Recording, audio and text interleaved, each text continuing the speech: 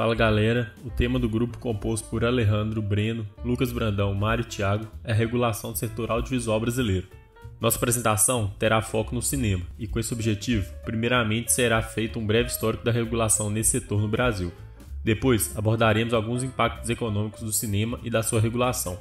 Após isso, trataremos da Agência Nacional de Cinema, a Ancine, e por fim, algumas iniciativas pró-cinema no Brasil. Pois bem, a trajetória do cinema brasileiro é caracterizada pela marcante atuação do Estado, seja incentivando, produzindo, regulando ou distribuindo.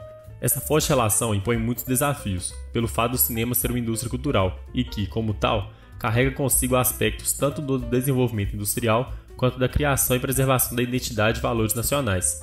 Essa dualidade é motivo de grande debate quanto ao papel que o Estado deve exercer no setor. Por isso, ao longo dos anos, organismos com diferentes desenhos institucionais foram utilizados, buscando a melhor atuação do Estado nessa atividade. No final dos anos 60, havia o debate entre aqueles que defendiam o Estado como um estruturador da indústria cinematográfica e aqueles que defendiam uma autonomia do cinema, com um viés de valorização da cultura nacional, avesso à lógica de mercado. Apesar da pauta cultural ser importante para o projeto dos militares de construção de uma identidade nacional, a pauta industrialista saiu na frente com a criação do Programa Nacional para a Cultura. Seguindo essa lógica, em 1969 foi criada a Embrafilme, uma empresa de capital misto com participação majoritária da União. A empresa assumiu uma linha de financiamento direto de longa-metragens, transformando o Estado no grande investidor do cinema nacional. A Embrafilme conciliava os interesses dos dois grupos, produzindo um cinema em parte voltado para o mercado e em parte para o desenvolvimento e preservação do patrimônio cultural. Atuando em conjunto com a Embrafilme estava o Conselho Nacional de Cinema, CONCINE, criado em 1975, que era o braço regulatório da indústria cinematográfica e que foi o responsável pelas políticas protecionistas aplicadas na regulação do setor nos anos seguintes. Nas diretrizes da Embrafilme estava a crença no produto nacional e a necessidade de se proteger a competitividade desse produto em termos de proteção da cultura nacional. No entanto, com o avanço técnico que o cinema hollywoodiano obteve ao longo dos anos 70 e 80, o cinema nacional teve dificuldade de concorrer com a indústria americana no mercado interno. Nos anos 80, houve um rompimento do paradigma do welfare state, que, junto ao avanço da instabilidade macroeconômica, trouxe consigo a agenda do ajuste fiscal. Isso impactou a atuação do Estado na indústria cinematográfica, que nos anos seguintes se reduziu, com a dissolução da Embrafilme nos anos de 1990 no governo Collor. Esse momento marca o fim de um ciclo do cinema nacional e o início da tentativa de se dar um choque de mercado em nosso cinema. O governo da FHC segue a lógica de ajuste fiscal, implementando a regulação estatal por meio de agências. A Ancine, então, é criada em 2001, a qual apontava para uma atuação que respeitasse mais as leis de mercado, lidando com o setor como se fosse uma indústria como qualquer outra. O modelo de agências visa a autonomia, com os diretores das agências sendo nomeados pelo presidente da República, aprovado pelo Congresso e tendo mandatos fixos. Para nomeação, também há a qualificação mínima necessária. Os mandatos de diferentes agências não são coincidentes e elas são ligadas a ministérios, porém não são subordinadas a eles, tendo orçamento próprio e sendo a última instância de recurso em âmbito administrativo. Para além da criação da Ancine, uma série de determinantes da Política Nacional de Cinema foram criadas em medidas provisórias entre 2001 e 2006, sendo elas: 1. A definição dos princípios da Política Nacional de Cinema, PNC, sendo eles a promoção da cultura nacional e da língua portuguesa, garantia da presença de obras cinematográficas e videofonográficas nacionais nos diversos segmentos de mercado, responsabilidade de empresas brasileiras pela programação e pela distribuição de obras audiovisuais de qualquer origem e respeito ao direito autoral. 2. Alteração na legislação da contribuição para o desenvolvimento da indústria cinematográfica nacional, tendo inicialmente a finalidade de custear a Ancine e posteriormente para a atividade de fomento via fundo setorial do audiovisual. 3. Criação do Conselho Superior de Cinema, tendo como funções definir a Política Nacional de Cinema, aprovar políticas para promover a autossustentabilidade da indústria cinematográfica nacional e estabelecer critérios para a distribuição da Condecine e a composição. 4. Criação dos FUNCINES, com o intuito de custear a produção de obras audiovisuais nacionais, a manutenção e criação de salas de exibição e comercialização e distribuição de obras cinematográficas. 5. Criação do PRODECINE, PRODAV e PROINFA, todos programas voltados ao desenvolvimento do setor e custeados pela Ancine e pelo Condecine. Por fim, 6. Responsabilidade por gerar dados, relatórios e estatísticas no setor, além de possibilitar a política de cota de tela, que é a obrigatoriedade de veiculação de obras brasileiras como estratégia de defesa da produção nacional. A seguir, serão discutidos os impactos econômicos do setor audiovisual brasileiro e o papel da regulação setorial nele. Assim, considerando tanto as áreas de exibição como de distribuição e produção, além de televisão aberta e fechada, bem como venda e alocação, pode-se começar citando que o setor contava com aproximadamente 132 mil postos de trabalho em 2007, evoluindo para 169 mil empregados em 2014, crescimento em ritmo próximo ao do restante do setor de serviços nesse mesmo período. Com essa quantidade de postos de trabalho, o setor do audiovisual representa 0,3% do total de vínculos registrados no setor de serviços naquele ano, sendo, portanto, comparável com os setores de impressão, turismo, hotelaria e esportes, segundo dados do extinto Ministério do Trabalho e Emprego. Ademais, estima-se que para cada emprego criado no setor de audiovisual, 1,94 empregos são gerados em outros setores da economia em razão da maior demanda por insumos, de modo que o audiovisual possui um dos maiores fatores multiplicadores de emprego dentre os setores de serviço. Nesse contexto, a média salarial do setor de audiovisual é de R$ 3.582, considerada alta, se comparada com outras áreas do setor de serviços. Além disso, contendo uma massa salarial de cerca de 7,2 bilhões de reais, o audiovisual representa 0,5% do total no setor, passando, por exemplo, o turismo. Já no que se refere ao valor adicionado, produção e arrecadação, estima-se que o faturamento bruto do setor foi de 44,8 bilhões de reais em 2013, além de 18,6 bilhões de valor adicionado indireto, representando cerca de 0,38% do PIB brasileiro naquele ano. Ademais, quanto à contribuição para a arrecadação de impostos, estima-se que o valor seja em torno de 2,2 bilhões de reais diretamente, além de 1,4 bilhões indiretamente, podendo ser comparado, por exemplo, com o setor de fabricação de produtos farmoquímicos e farmacêuticos. Pode perceber, portanto, a grande relevância do setor de audiovisual ao considerar sua dimensão em termos de valor adicionado e valor de produção. Seguindo adiante, cabe falar da exportação de conteúdo audiovisual. É notório que há diversas externalidades positivas relacionadas ao audiovisual, principalmente no que tange à sua exportação. Assim, pode-se citar a área de turismo, em que obras televisivas, cinematográficas e de videogame, ambientadas em um determinado local, tendem a alavancar a entrada de turistas, interessados em conhecer o local onde se passa sua série ou filme favorito. Um bom exemplo disso é Hollywood, situado em Los Angeles, nos Estados Unidos, palco de diversas obras famosas que têm uma robusta receita turística proveniente disso. Ainda podemos citar a pequena cidade de Northumberland, no norte da Inglaterra, onde se passaram os 2 primeiros filmes da saga Harry Potter e que hoje é frequentada por turistas de todo o planeta, fascinados pelo filme da saga. Tal ponto deixa clara a influência positiva que investimentos na área de audiovisual podem trazer para a sociedade. É notório que nosso país mais importa do que exporta bens e serviços desse setor, havendo inclusive uma redução de 24,2% na exportação de serviços de audiovisual entre 2007 e 2012, representando apenas 0,004% de todas as exportações brasileiras, enquanto que as importações aumentaram 111,5% no mesmo período. Essa tendência já coloca o Brasil em terceiro lugar no ranking de país com maior déficit comercial nessa área.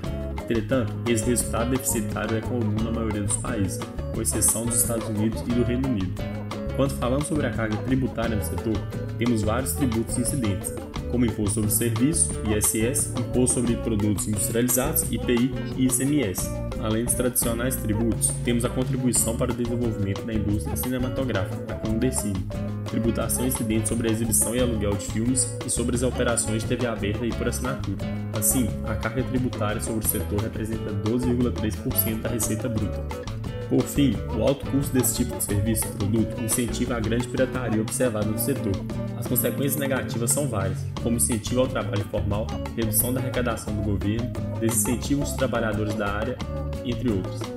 Os órgãos que buscam combater a pirataria no Brasil são o Centro de Apoio ao Combate à Pirataria, CACP, da Ancine, e o Conselho Nacional de Combate à Pirataria, CNCP, atuando de forma repressiva, educativa e econômica. Em 2015, foi criada a Frente Parlamentar Mista em Defesa da Propriedade Intelectual e do Combate à Pirataria, a qual busca contornar os desafios geográficos impostos pelos serviços de streaming e distribuição online de conteúdo ilegal.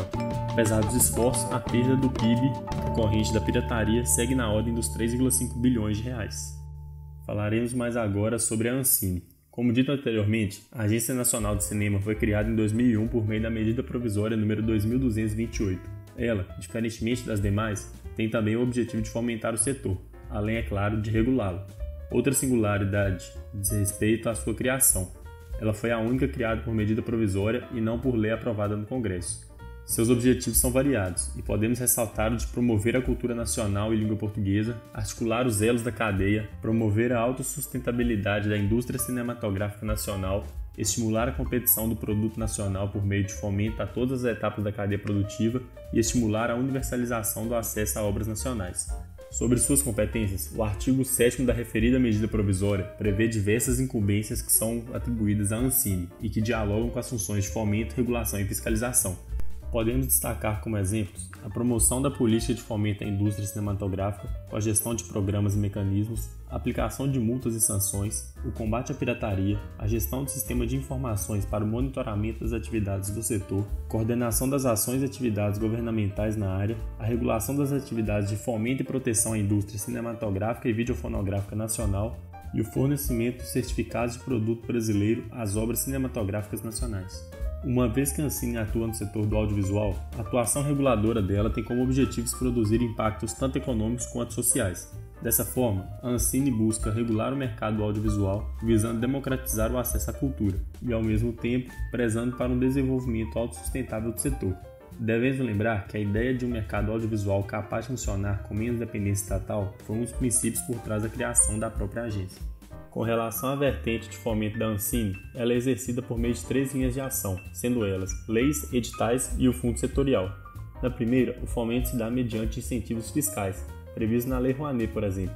Neste caso, o mecanismo de investimento é indireto, ao contrário dos editais de fomento, nos quais incentivos é feito diretamente pela agência. Por fim, por meio do Fundo Setorial do Audiovisual, a Ancine exerce as atribuições de Secretaria Executiva do Fundo e é responsável pela execução financeira e orçamentária das ações dele.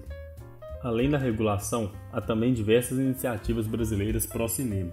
Em primeiro lugar, cabe destaque às chamadas Film Commissions, organizações estatais ou paraestatais que se dedicam a atrair e incentivar a realização de produções audiovisuais em seu local de atuação, sendo escritórios de apoio à produção audiovisual e oferecendo serviços gratuitos de apoio logístico e facilitação de autorizações de filmagens de todo tipo de conteúdo audiovisual. No Brasil, temos a Rede Brasileira de Film Commissions, Rebrafic, associação sem fins lucrativos que visa a promoção de todas as regiões brasileiras com localizações privilegiadas para produções nacionais e internacionais. A Rebrafic também foi responsável pela criação da Rede Latino-Americana de Film Commissions em 2010, ampliando o setor na América Latina. Em 2017, haviam 25 Film Commissions no país, 9 já constituídas e 16 em processo de implantação.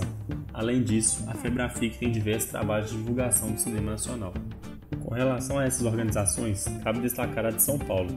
A São Paulo Film Commission foi criada em 2016 e desde então é responsável por centralizar e operacionalizar os pedidos de filmagem na cidade de São Paulo, realizando seus processos por meio eletrônico de modo a serem mais rápidos. Em 2018, mais de 910 obras foram filmadas na cidade.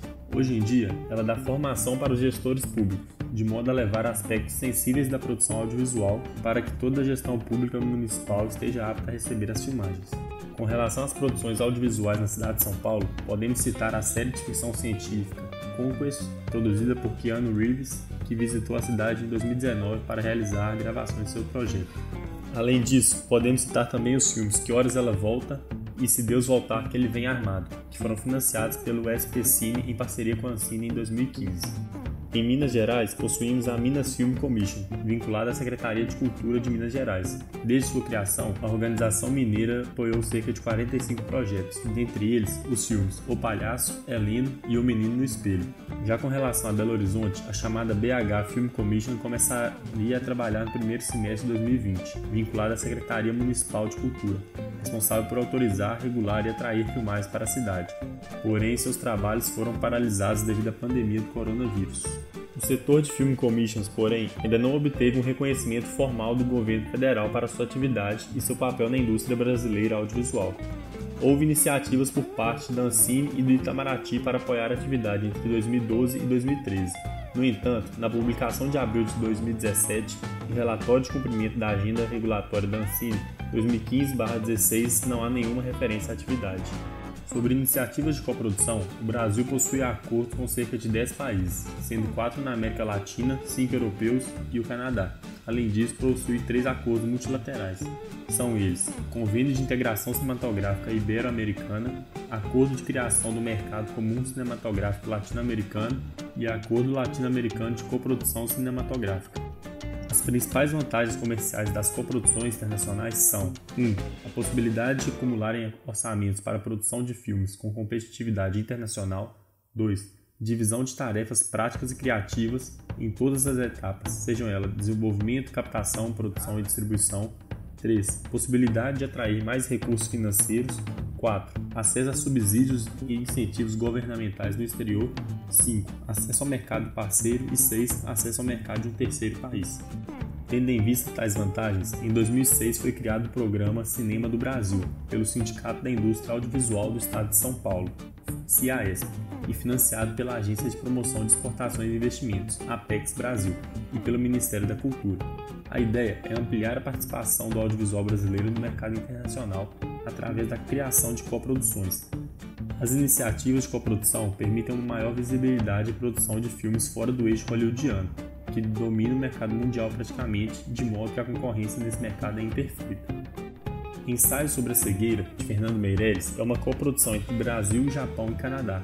Foi o filme de abertura do Festival de Cannes de 2008. A Lei da TV Paga de 2011 instituiu a exigência dos canais de televisão do país de dedicarem, no mínimo, 3 horas e meia semanalmente para conteúdos nacionais em sua grade de programação. Tal exigência influenciou bastante na produção de conteúdos nacionais, incentivando a produção de programas como Turma da Mônica, Sítio do Pica-Pau Amarelo, Show de Luna e o consagrado internacionalmente Irmão do Jorel. Por fim, no país ocorrem ainda os editais de fomento à produção audiovisual, com o objetivo de fornecer financiamento aos produtores para que consigam realizar suas produções através de um processo seletivo. Aqui, vemos o Estado redistribuindo recursos para beneficiar a produção audiovisual no país. Tais editais podem ser ofertados pela União, Estados e municípios. O município de São Paulo, desde 2015, investiu mais de 51 milhões em mais de 250 obras. O BNDES investiu cerca de 200 milhões na realização de 422 projetos cinematográficos no mesmo período. Por exemplo, tais editais muitas vezes se complementam, de modo a diferentes entes estarem ajudando a financiar uma mesma produção. Muitas vezes, a realização de editais nacionais possui importância para garantir a produção audiovisual, em situações que apenas os recursos estaduais e municipais não são suficientes. Em Minas, esses editais são feitos pela Codenge. Um exemplo de filme que recebeu recursos por editais do setor público é Bacurau, de Kleber Mendonça Filho e Juliano Dornelles, que recebeu recursos do Fundo Cultura de Pernambuco e também foi contemplado na chamada pública Prodecine em fevereiro de 2012. Então, com isso a gente se despede. Era isso que nosso grupo tinha para apresentar para vocês sobre regulação do setor audiovisual. E no mais, vocês já sabem, se gostou do vídeo, deixa o like, se inscreve no canal, compartilha com os amigos. E termino agradecendo e desejando a todos um bom dia e que fiquem todos bem.